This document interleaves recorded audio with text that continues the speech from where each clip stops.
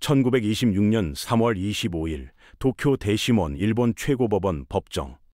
일본 제국의 심장부 한복판에서 한 조선 청년이 사형 선고를 받았습니다.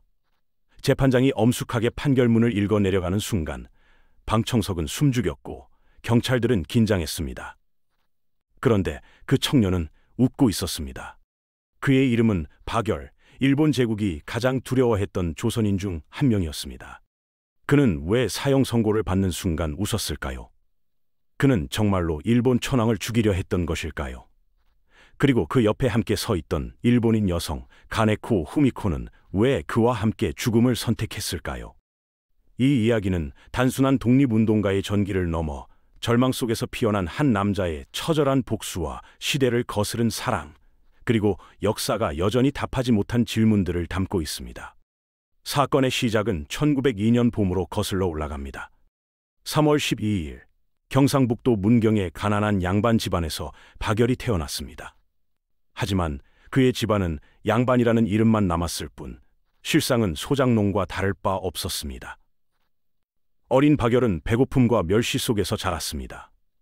양반 행세는 하고 싶지만 밥조차 제대로 먹을 수 없는 집안의 허세를 그는 매일 목격해야 했습니다. 1910년 한일 합병이 일어났습니다. 박열은 겨우 8살이었습니다.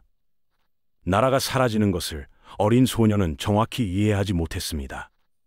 하지만 그의 아버지가 울던 모습만큼은 생생하게 기억했습니다. 10대 후반, 박열은 일본으로 건너갑니다. 식민지 조선에서는 미래가 없다고 판단했기 때문입니다. 하지만 도쿄에서 그를 기다리고 있던 것은 더 잔혹한 현실이었습니다. 조선인이라는 이유만으로 그는 하숙집에서 쫓겨났습니다. 식당에서는 자리를 내주지 않았습니다. 학교에서는 일본인 학생들이 공공연하게 그를 조롱했습니다. 센징이라는 단어가 돌처럼 그의 가슴에 박혔습니다. 1919년 3월 1일 조선에서 만세운동이 일어났다는 소식이 일본까지 들려왔습니다. 박열은 도쿄 거리를 걸으며 눈물을 흘렸습니다. 하지만 그 눈물은 슬픔이 아니었습니다. 분노였습니다. 나는 이 세상에 복수하겠다. 박열은 그날 밤 일기에 이렇게 썼습니다. 그는 더 이상 무력한 식민지 청년이 아니었습니다. 그는 복수를 결심한 전사로 변하고 있었습니다. 1922년 초, 박열은 한 여성과 운명적인 만남을 갖게 됩니다. 가네코 후미코. 그녀는 일본인이었지만 박열 못지않게 세상에 분노하고 있었습니다.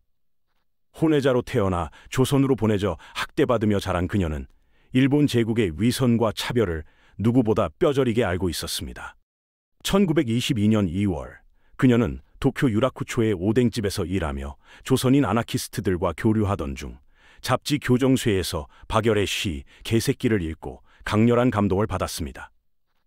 일본에서 들개처럼 살면서도 굴하지 않는 조선인의 처절한 자존심이 그 시에 담겨 있었습니다. 두 사람은 1922년 3월에 처음 만났습니다. 후미코는 직접 박열을 찾아가 만약 사랑하는 사람이 없다면 서로 교제하자고 먼저 고백했습니다. 그녀의 눈빛을 박열은 잊을 수 없었습니다. 그 눈에는 자신과 같은 무언가가 타오르고 있었습니다. 절망을 삼켜버린 불꽃 같은 것이 말입니다. 1922년 5월, 두 사람은 동거를 시작했습니다. 하지만 그들의 관계는 일반적인 연인과 달랐습니다. 그들은 동거 서약서까지 작성했는데 거기에는 동등한 동지의 입장에서 동거하며 한쪽의 사상이 변질되면 즉시 동거를 끝낸다는 조건이 명시되어 있었습니다. 1923년 4월, 박열은 도쿄에서 불령사라는 비밀 결사를 결성합니다. 불령은 불온하고 제멋대로인 무리를 뜻하는 일본어입니다. 일본 제국이 조선인 독립운동가들을 부르던 멸칭이었습니다. 박열은 그 모욕적인 단어를 오히려 자신들의 이름으로 삼았습니다. 그렇다. 우리는 불령선인이다. 우리는 너희의 법을 따르지 않는다. 불령사의 기관지 불령선인은 급진적인 내용으로 가득했습니다. 천황제 비판, 제국주의 고발, 조선 독립의 당위성. 일본 경찰은 즉시 압수수색에 나섰지만 박열과 동료들은 지하에서 계속 잡지를 찍어냈습니다. 박열은 이 시기에 아나키즘 사상에 깊이 빠져들었습니다. 아나키즘은 단순히 무정부주의가 아니었습니다. 그것은 모든 권력과 지배를 거부하고 인간의 자유와 평등을 최우선에 두는 사상이었습니다. 박열에게 아나키즘은 일본 제국뿐 아니라 조선의 봉건적 계급 제도까지 모두 부정하는 이론적 무기였습니다. 후미코는 박열 곁에서 함께 활동했습니다. 두 사람은 연인이자 동지였습니다. 그들은 극빈 생활을 했지만 행복했습니다. 빵 한 조각을 나눠 먹으며 혁명을 논했고 추운 겨울밤 서로를 안으며 세상을 바꿀 꿈을 꿨습니다. 하지만 일본 경찰의 감시는 날로 심해졌습니다. 불령사 회원들은 하나둘 체포되었고 박열의 거처는 계속 추적당했습니다. 1922년 말 경찰은 박열의 집을 급습했지만 그는 간신히 도망쳤습니다. 후미코 역시 겨우 피신했습니다. 그 무렵 박열은 몇몇 동지들과 위험한 계획을 논의하기 시작했습니다. 단순히 글을 쓰고 연설하는 것으로는 부족하다. 더 직접적인 행동이 필요하다. 그 행동의 목표는 천황이었습니다. 하지만 그들의 계획이 얼마나 구체적이었는지, 정말로 실행 가능했는지는 아무도 몰랐습니다. 심지어 박열 자신도 정확한 그림을 그리지 못했을지 모릅니다. 다만 그들은 무언가를 해야 한다는 절박함 속에 있었습니다. 1923년 9월 1일, 도쿄를 강타한 대지진은 일본 제국을 혼란에 빠뜨렸습니다. 건물이 무너지고 불길이 치솟았으며 10만 명 이상이 목숨을 잃었습니다. 하지만 진짜 지옥은 그 다음에 펼쳐졌습니다. 일본 정부와 경찰은 유언비어를 퍼뜨렸습니다. 조선인들이 우물에 독을 풀었다. 조선인들이 방화를 저지르고 있다. 조선인들이 폭동을 일으키려 한다. 근거 없는 괴담이었습니다. 하지만 공포에 질린 일본인들은 이를 믿었습니다. 그리고 학살이 시작되었습니다. 자경단이라는 이름으로 무장한 일본인들이 조선인을 무차별로 죽였습니다. 길거리에서, 다리 위에서, 피난소에서. 도쿄와 요코하마 일대에서 수천 명의 조선인이 학살당했습니다. 정확한 숫자는 지금도 알 수 없습니다. 6천 명이라는 추정도 있고 더 많았을 것이라는 주장도 있습니다. 박열과 후미코는 기적적으로 살아남았습니다. 하지만 그들은 목격했습니다. 거리에서 끌려가는 동포들을, 곤봉에 맞아 쓰러지는 사람들을, 불타는 조선인 마을을 말입니다.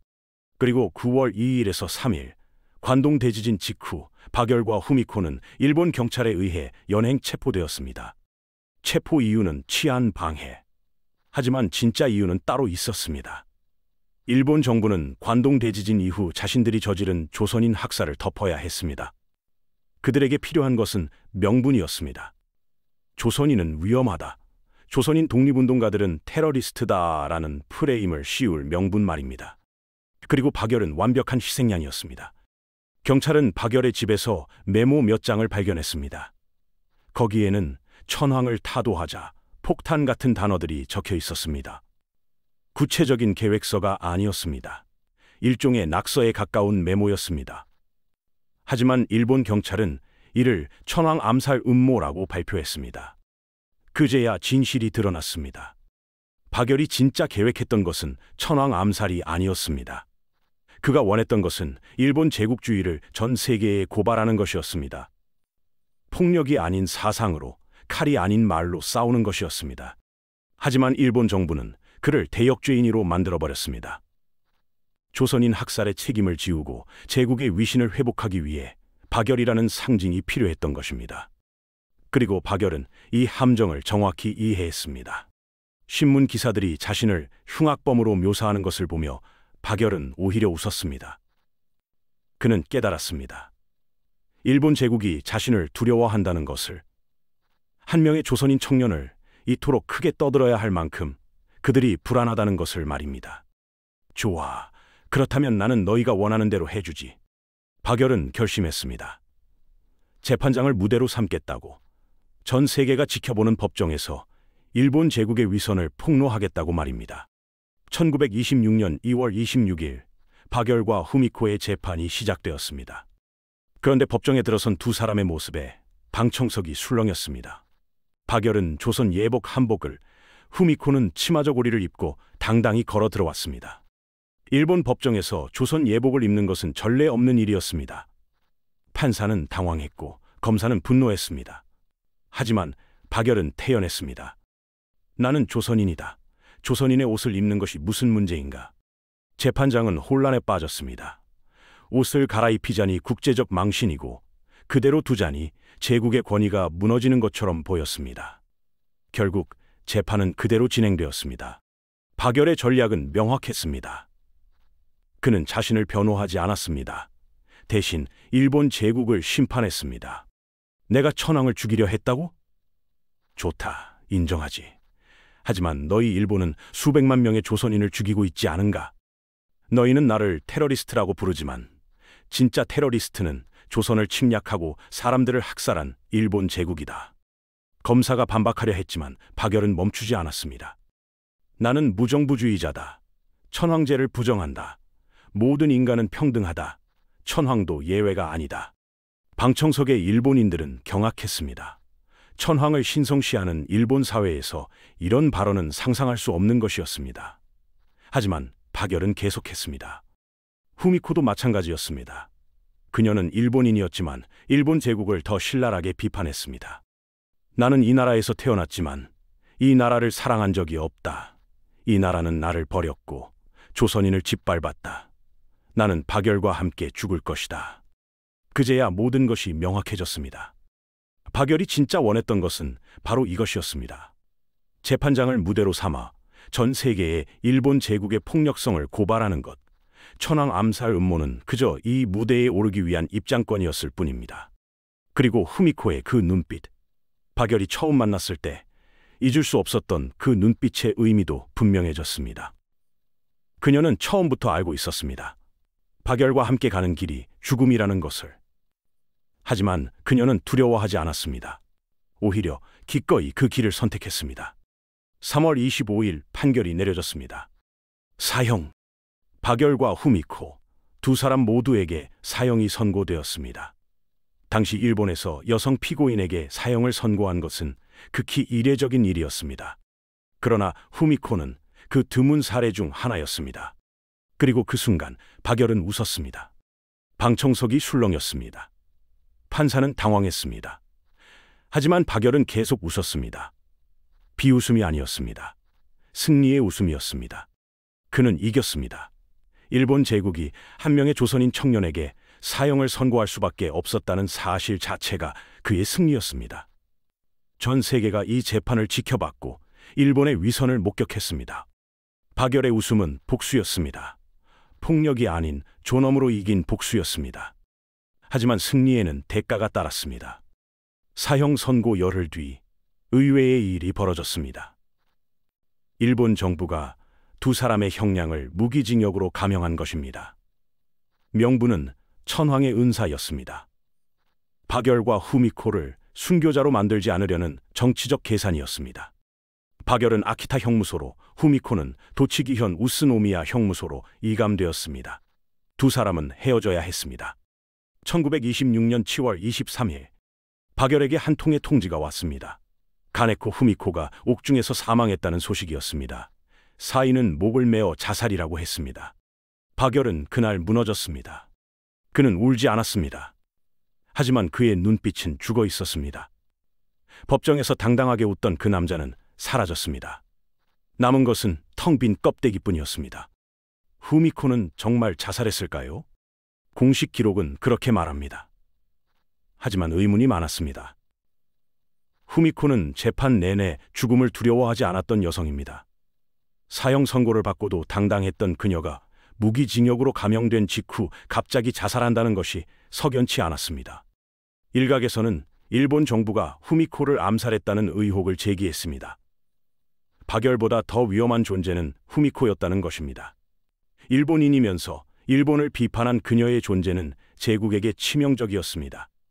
게다가 그녀가 쓴 옥중수기는 일본 사회를 고발하는 폭탄과도 같았습니다. 진실은 무엇이었을까요? 우리는 영원히 알 수 없을지도 모릅니다. 하지만 분명한 것은 후미코의 죽음이 박열에게 준 상처는 평생 아물지 않았다는 것입니다.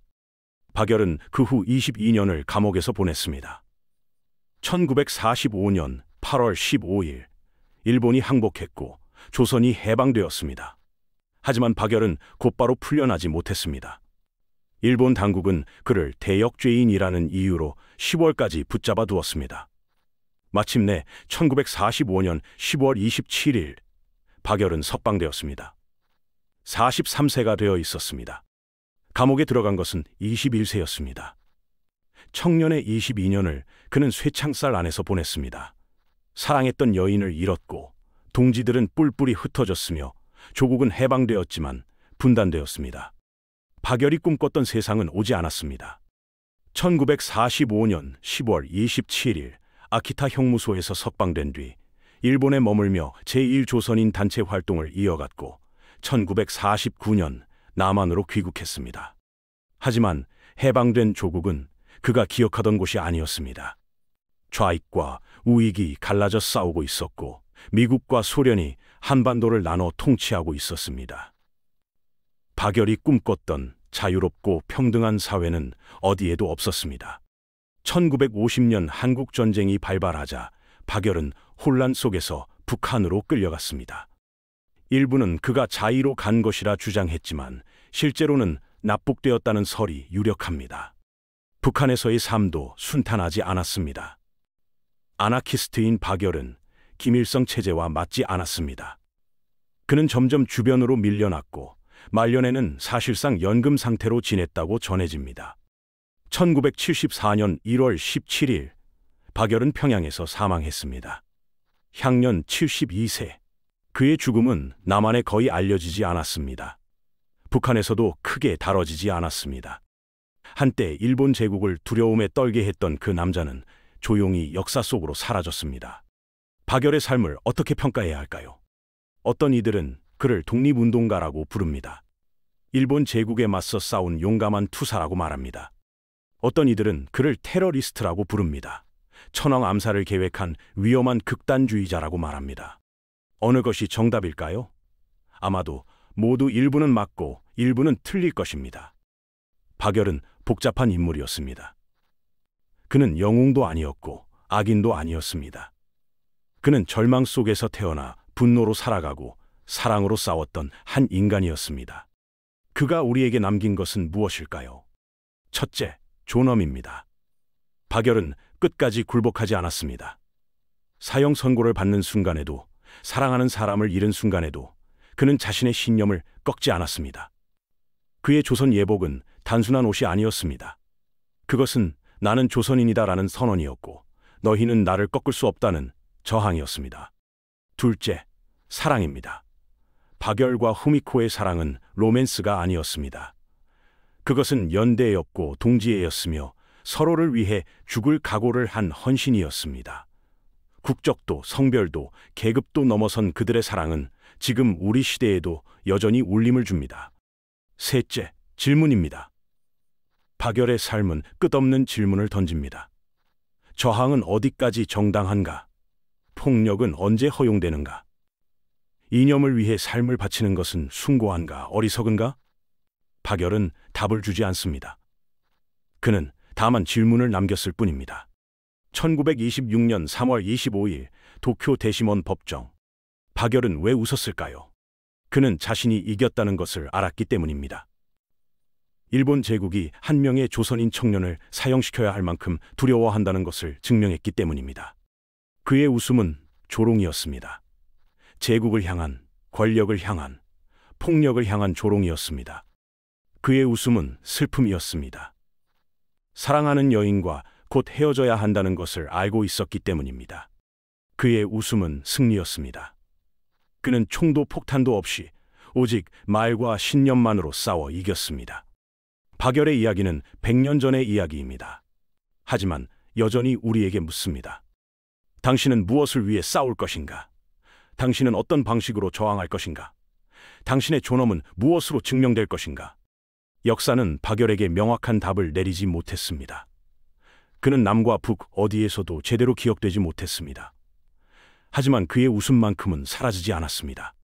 법정에서 울려 퍼진 그 웃음은 지금도 우리에게 들려옵니다. 절망 속에서도 포기하지 말라고, 권력 앞에서도 굴복하지 말라고, 사랑하는 것을 위해 싸우라고. 박열, 그는 불령선인이었습니다. 제멋대로였고 위험했으며 통제할 수 없었습니다. 그리고 바로 그렇기에 그는 자유로웠습니다. 이상으로 박열의 이야기를 마칩니다. 구독과 좋아요는 더 깊이 있는 역사 이야기를 만드는 데 큰 힘이 됩니다. 다음에도 역사 속 잊혀진 목소리들을 찾아 여러분께 들려드리겠습니다.